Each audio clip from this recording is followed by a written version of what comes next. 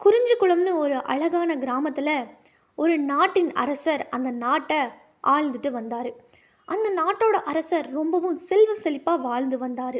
ஆனால் அவருக்குள்ளேயே ஒரு கேள்வி வந்துச்சு. உடனே தன்னுடைய அரசவையில் இருந்த மந்திரியை கூப்பிட்டு, மந்திரியாரே, உலகத்திலேயே எது உயர்ந்த செல்வம், உண்மையான செல்வம் எது அப்படின்னு கேட்குறாரு. உடனே அங்கிருந்த மந்திரியார், அரசே, இதை உங்களுக்கு உணர்த்தணும் அப்படின்னா நீங்கள் ஒரு சின்ன பயணம் போகணும், வரீங்களா? நம்ம 2 பேரும் வெளியே போயிட்டு ஒரு சின்ன பயணம் போயிட்டு வரலாம் அப்படின்னு சொல்லி சொல்கிறாரு. உடனே அரசர் கொஞ்சம் யோசிச்சுட்டு, அதனால் அரசரும், அப்படியா மந்திரியாரே, சரி வாங்க நம்ம கொஞ்சம் தூரம் பயணம் பண்ணிட்டு வருவோம் அப்படின்ட்டு கிராமத்துக்குள்ளே போகிறாங்க. கிராமத்துக்குள்ளே சும்மா ஒரு சின்னதாக வாக்கிங் மாதிரி போயிட்டு வராங்க. அங்கே ஒரு முதியவர் நடந்து வந்துக்கிட்டு இருந்தார். ரொம்ப வருஷமாகவே அவர் இந்த கிராமத்தில் தான் வாழ்ந்துட்டுருக்காரு. அவர் முகத்தை பார்த்தாரு ராஜா. அவர் முகத்தில் அவ்வளோ சந்தோஷமாகவும் அமைதியாகவும் ஒரு நிம்மதியான வாழ்க்கை வாழ்கிற மாதிரி அவர் இருந்தார்.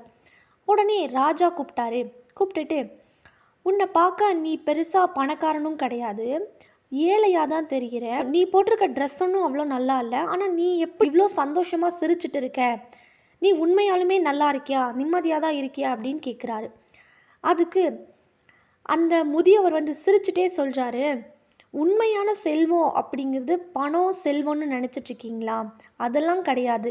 உண்மையான செல்வம் அப்படின்னா, நான் என்னோட குடும்பத்தோட என்னோட குழந்தைங்களோட நான் சந்தோஷமாக நிம்மதியாக வாழ்ந்துட்டு இருக்கேன். என்னோடய வாழ்க்கையும் சந்தோஷமாக இருக்குது, எனக்கு மன நிம்மதியும் இருக்குது. இதுதான் உண்மையான சந்தோஷம் அப்படின்னு சொல்கிறாரு.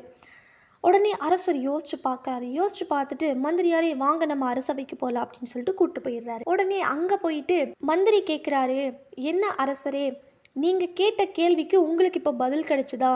உங்களுக்கு இப்போ தெரிஞ்சதா எது உண்மையான செல்வம்னு அப்படின்னு கேட்குறாரு. உடனே அரசர் மந்திரியை பார்த்துட்டு, நான் கூட பணமும் செல்வமும் இருக்க வந்தால் உலகத்திலேயே ரொம்ப சந்தோஷமாக இருப்பான்னு நான் நினச்சேன்.